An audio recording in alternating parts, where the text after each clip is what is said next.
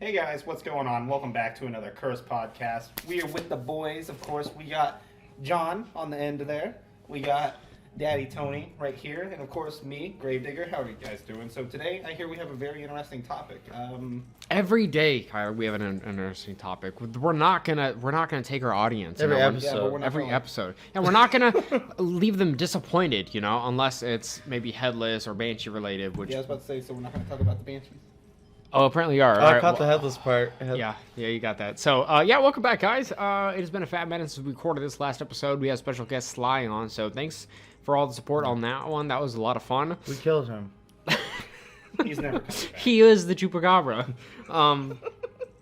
Yeah, so today we're going to be talking about the Westall UFO sighting. So, guys, while looking into this, were you surprised? Because, kind of learning about this, this actually has something to do with a huge conspiracy theory. Were you guys as surprised about this, big conspiracy theory as I was? A little bit, yeah. It was surprising to hear about the amount of people that were actually able to witness it. Yeah, and then how hard the government tried to actually cover up everything and take every measure to make sure fucking government, man, they cover everything up. 9/11, Mothman, UFOs, ape men. What other things? where babies come from. Their babies come from. It's ridiculous. Santa Claus. It turns out that he actually took a journey to the center of the earth and is also a Nazi, but we'll cover that on another I'm episode. pretty sure the CIA waterboarded him into submission. All right, so Westall UFO is an event that occurred in April of 1966 in Melbourne, Victoria, Australia, around 11 a.m. for about 20 minutes. More than 200 students and teachers at two Victorian state schools allegedly witnessed an unexplained flying object which descended into a nearby open field, and then after the sighting ascended into a direction over the suburban Clayton, South Victoria of Australia. So what happened here, there were a couple schools, broad daylight, even before noon happened, even before you got your lunch going.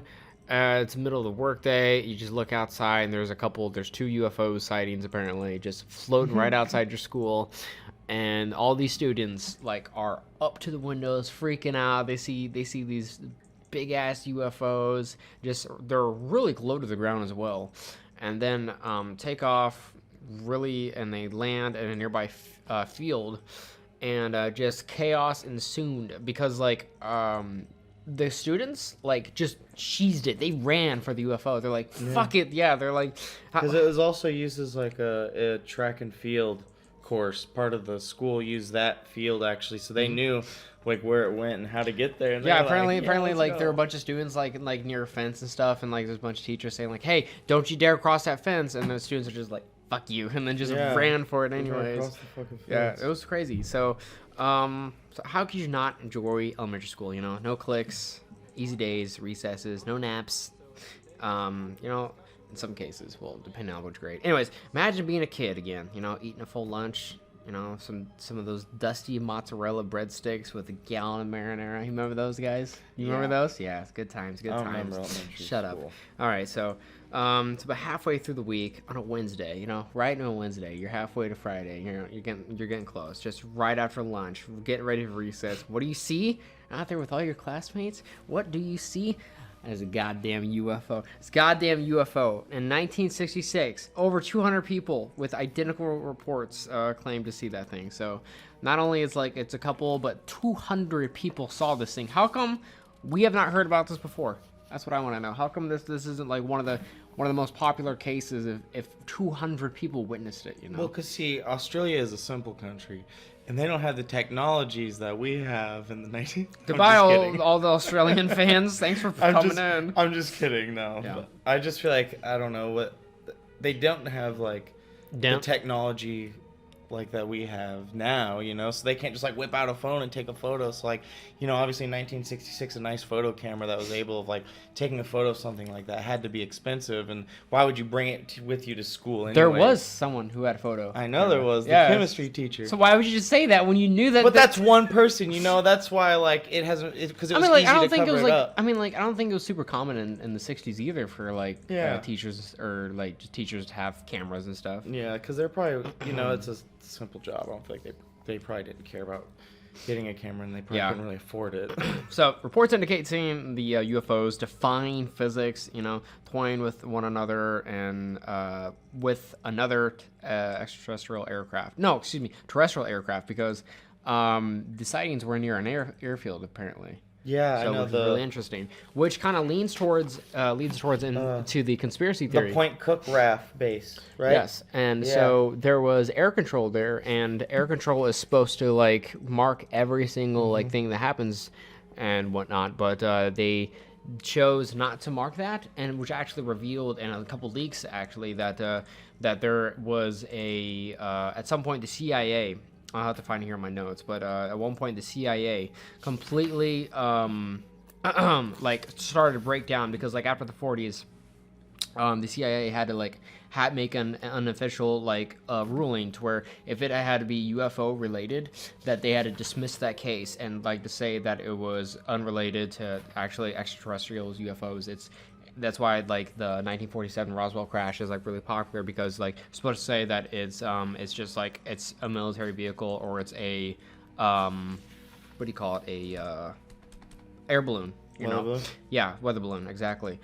And that because the military wanted to decrease the people's interest in it. They thought like, oh, it's just a fad. Like if we stop putting these reports in and stuff like that, and then like it'll become less popular, and then people just forget about them. So that kind of went over into Australia because there were some bases in Australia with American troops there too, and that actually were conducting and investigating the like UFO sightings and stuff. But there was an official document that was leaked saying that like to cover up, saying like to ignore these investigations, ignore these extraterrestrial like spacecrafts and UFOs, to just completely like ignore them and ignore any like sightings and stuff like that. And that's why it wasn't actually written on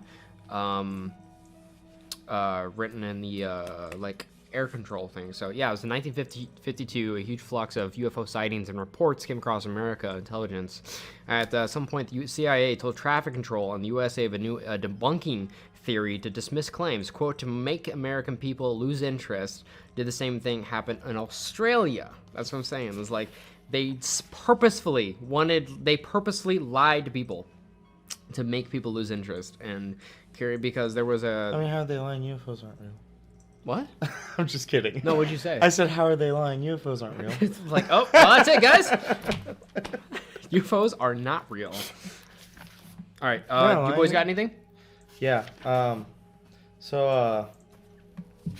Actually, I learned all of this from I watched a documentary by Sci-Fi on it. Oh, really? I watched a documentary as well. Yeah, and it was like an hour long, and there's a guy named James Kibble on there, and they talked to him, and he photographed a UFO 20 miles north 4 days before the incident, and he gave the exact same description, but whenever he went to take the photo to the local newspaper, they confiscated it, and then they never published it, and then they never gave him the photo back. Yeah. And so he all he has is a description, and then let's see. Okay, so obviously one of the chemistry teachers did take a photo as well, but his camera was confiscated by I never was it police or like military or just like some type of government personnel? Just men and like blacks. It's just the fucking men in Yeah. black. Yeah. Yeah, it's just government personnel. So It's the dingoes in black. yeah, it's the banshees in black, and so it's the horseless headmen, and so then there's this other one that a lot of the students in the documentary, like a good 3 of them, all remember this girl named Tanya. Yeah, apparently she felt like she was one of the first people to reach the like takeoff circles in this field, and she became unconscious, and so an ambulance took her away, and no one's ever found her since. She never came back. Yeah.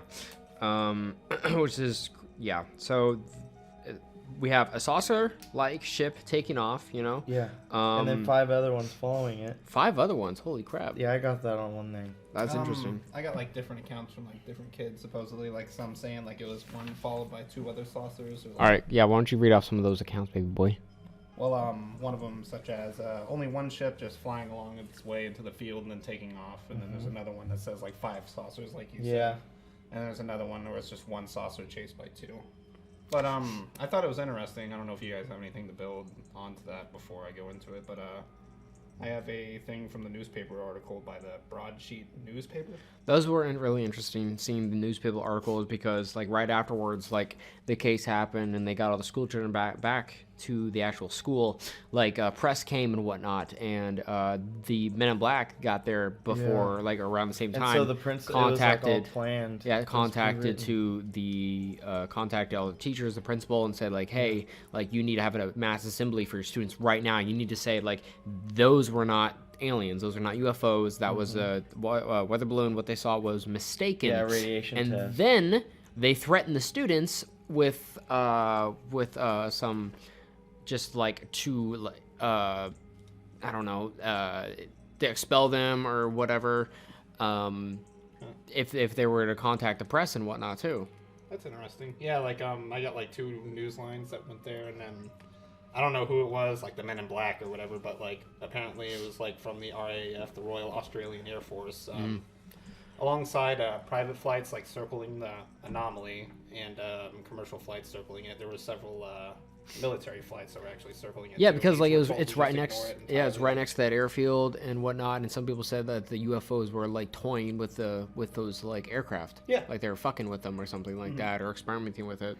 But there was a chemistry teacher that actually had a smart idea. You know, they started taking photos with the camera at the time. Didn't of the he sighting. draw it? Was that the guy that drew it? No, this was a girl chemistry teacher, I think. The one with the camera? Yeah, he took the photographs, and then eventually her camera was stolen. They took the film out and they took the camera, which is like very kind of sneaky. What? It's like let me take out the camera film right in front of you, pocket it, put the camera in a different pocket, and it's like just in case. I'm like, the fuck? It's so weird, a little extra too, you know. What are we gonna do with that now? I don't know. It's ridiculous. Yeah, they probably had a backup in that camera. It's like, hey, I'm confiscating your vehicle, takes off the tires, then tows the car away. It's like, that's a little much. Like, he's like, hey, we need that film. Matter of fact, I've always wanted this camera. It's really nice. Just take This is from my wife for Christmas. What the fuck? Here you go, honey. Oh, it's a nice camera. It's got like one like a slot left in, like in the last photo was taken. Actually, it was still on the camera. It's a UFO. Honey, look, it's a UFO. He's like, God damn it. Johnson, is it done? Shoots his wife. God, yes. Does she like the camera? She loved it. Does your wife want a camera? It goes around like giving people the fucking camera like it's a curse or something like that. It's the He ring. keeps trying to pawn it. The pawn dude's like, there's an alien picture in here. It's like a going away party to like one of the Men in Black reaches retirement age, having a party. He opens his gift, it's the camera, and he all looks up. They're all It's like pointing at modern the day. It's like 2020, and he's like, well, you're 85 years old, and you've been a part of the CIA forever. And he's like, yeah. And he goes home, and there's a gift, and it's sitting on his bed. It's from his wife, and then she's like, look, it's the year you started the CIA. It's a camera. And he's like, no! And then the cuts to the credits. CIA comes to kill him to confiscate the camera. He just kills himself. I have a sworn duty. It still is today, I guess. Takes out the film one last time, pocketed it, and just. Yeah, I do retire tomorrow, I guess.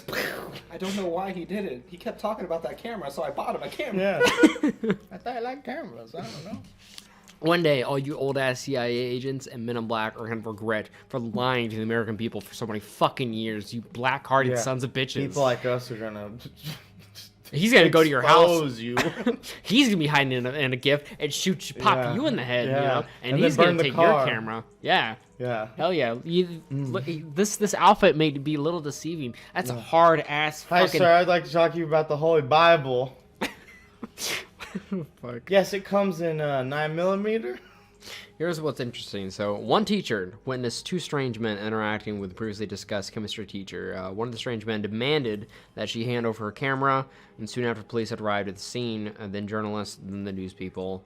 So the students were reportedly told not to speak to the media about the UFO. One student recalls either the principal or someone with authority threatening the news threatening news crews and students at some point later in the day, telling them to like evacuate the school grounds and like get out and stuff. Because I think it's a very pretty confirmed idea that the principal was like whoever was in charge of like the Men in Black situation were definitely twisting his arm into like making everything disappear, because I guess that it was on him. Like he was in charge of the students, he was in charge of the teachers, he was in charge of the parents as well, and that they were really relying on him to keep quiet about it. What do they call it? The headmaster or principal or something like that. Yeah.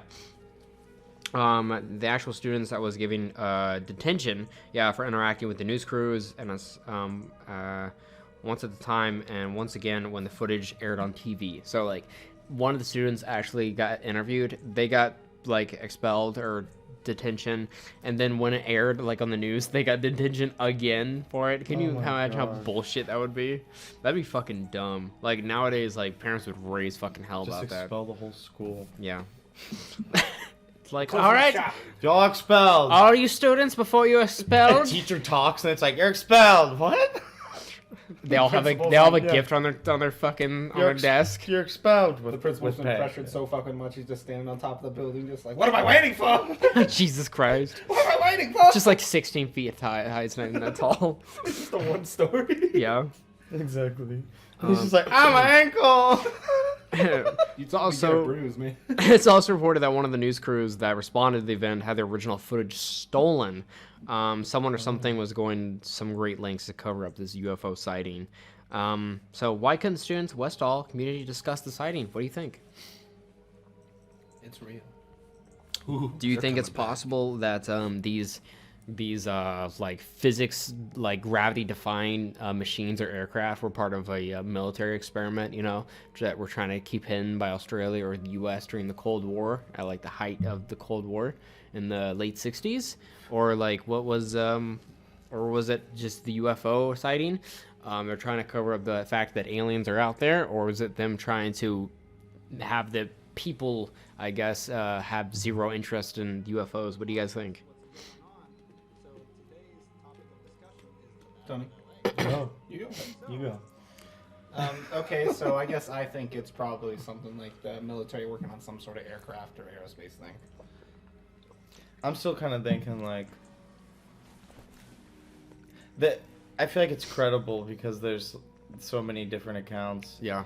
And then also the fact that it wasn't only like the school. There's like multiple people saw it from different angles. Yeah, like there's work crews on farms and stuff like that nearby. And then there's like I guess like a creek where like kids would hang out and stuff, and there's like a lot of older kids hanging out there, and like skipping cool kids like smoking cigarettes. There was definitely something that wasn't either the military was doing something that they didn't want people to know about, and they like fucked up, and people figured out about it. So they're like, no, we weren't doing that. No. And then, or it was a UFO. Either way, though, the government knows what it is. Oh yeah, I'd say like there was cover it up. Extreme tampering here. Yeah, like that's wild. One thing that's pretty crazy is that like I thought about, because these kids, what were they, third grade or something? Maybe second grade. They weren't very old. Well, there's different ones. There's different kids. Oh yeah, because they weren't all. I think there were two schools. schools. One school only went up to 5th grade, but I think like most of the cases and stuff like that were from younger students, that were maybe like 10 and 9 at the age. That's 5th grade is like 10 or 11. So what I think about this is like when I think of like an event of that age, like I think if someone tells you some things, like I think you start to like take that information and start to imagine it yourself and put yourself in that situation, even if it's true or not, or like try to make sense of it to some degree. So that may be the weird thing about that. Like not all of the students have a reliable source, but then again, like there are multiple students and teachers as well. So there were actually some farmers nearby say that on the farm they're working on, that military arrived about 20 minutes after it disappeared in the trees. That multiple jeeps, trucks, with like khaki colored like uniforms dropped off about 20 men and a khaki colored so like all the vehicles were khaki colored and stuff like that, and Khaki colored cars. yeah, and everything. so there was some research done as well as that The khaki clan is that the Australian government military didn't have any troops ready to mobilize at that time, and Victoria that couldn't mobilize in 20 minutes either. So the question is, how did an army show up within only 20 minutes, and where could they come from? Because there was no base like the mobilized 20 army soldiers there were no deployable one from troops 93 available in kilometers. Melbourne. Mains were all logistic and supply battalions apparently. There's a base, the Point Cook base was operational though. Yeah, that's the Royal Air Force. These were army troops that they were saying. Oh. Yeah. Well, maybe it was someone, they were there and then they're just like, hey, you gotta go do that. Yeah, but they don't have khaki colored uniforms or khaki colored like vehicles and jeeps and things. So I'm saying like that color wasn't a part of the Australian like government Royal or Army. soldiers or army of any kind. Oh. And some people have inferred that that it was possibly like Americans that were coming to the rescue, I guess, to come see what was going on, because of the people. There were some bases filled with American troops there for the Vietnam War effort. Oh yeah, that's what you were telling me at work. Mhm. Yeah. Yep. There's also a group of civilians were arriving to the scene, I guess, but I don't really think that could be happening at all. There were more witnesses described seeing army trucks, 2 men come and go, and then 2 men in like a blue uniform appeared at one of the sites, and one was using a metal detector through the field and stuff that it landed in. What the hell? Yeah.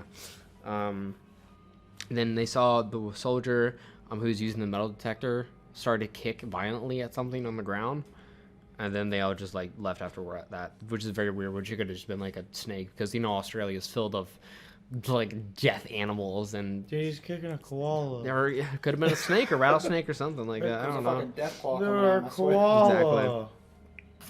Yeah, but incredible. I think it's incredible. Like He's kicking a dingo. fucking, and there's like, oh my god, it's alive, the aliens, like just stomp it in. Jerry's dead, let's go. You don't want to take it? Nah, man.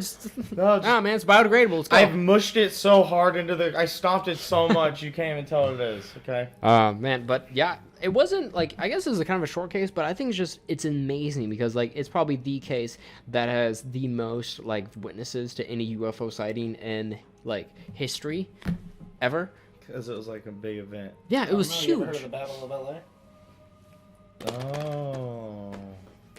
Oh, Shut up, Kyler. You got him. I don't even remember what my stance is on the Battle of LA.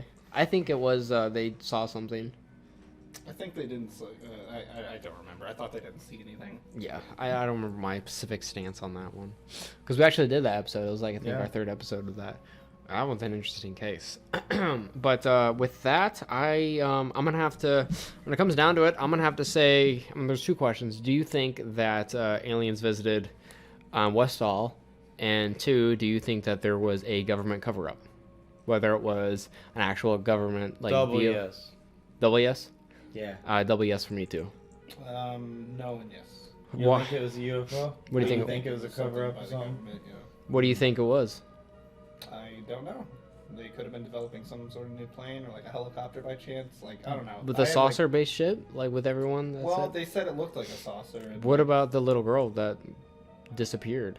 honestly, I never got anything on that. Oh, there- You know, yeah. But like I don't know. I was just assuming because it said like they were able to see like a certain kind of pattern on like the circle and stuff like that.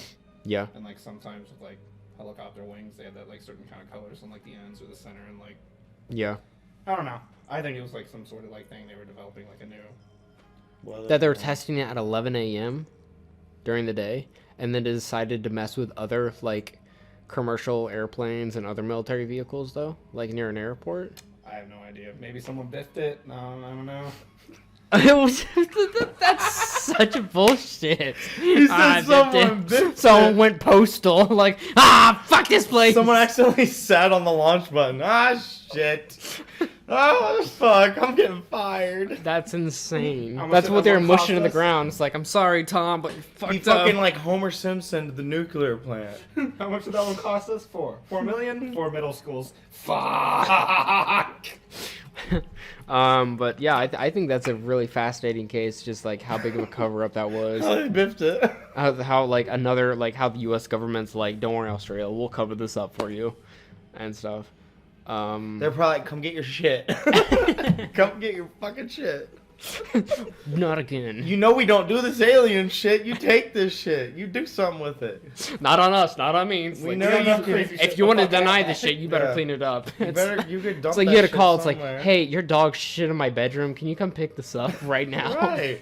It's like, it's not my fucking dog. It's not I my ain't fucking picking up its UFO. It's not my cover up.